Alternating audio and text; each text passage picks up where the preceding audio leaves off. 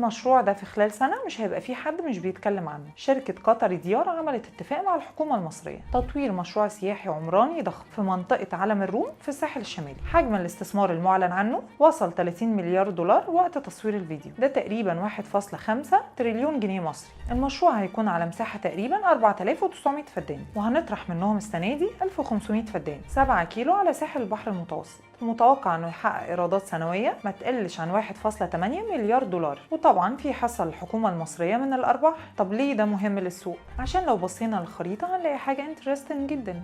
مشروع راس الحكمه بدا باستثمارات حوالي 35 مليار دولار، وهتوصل خلال السنين اللي جايه ل 150 مليار دولار. دلوقتي مشروع قطر ديار داخل ب 30 مليار دولار، فاحنا بنتكلم في 200 مليار دولار، ممكن يوصلوا ل 300 او 400 كمان على نفس الساحل. دي اعاده تشكيل كامله للساحل الشمالي. زمان الساحل ده كان مصيف موسمي شهرين وخلاص، لكن المشاريع الجديدة دي بتبني مدن سياحية، بتبني مارينا لليخوت، بتبني ملاعب جولف، بتبني مدارس وجامعات، بتبني مدينة بتشتغل طول السنة، بتبني مطارات، بتعمل بنية تحتية. بمعنى تاني هم بيبنوا مدينة تشتغل طول السنة، وهتبقى منطقة استثمار عالمية في الشرق الأوسط. كل ده بقى ولسه بنسمع آراء غريبة قوي، أصل مفيش ثقة في السوق المصري. لا يا شيخ،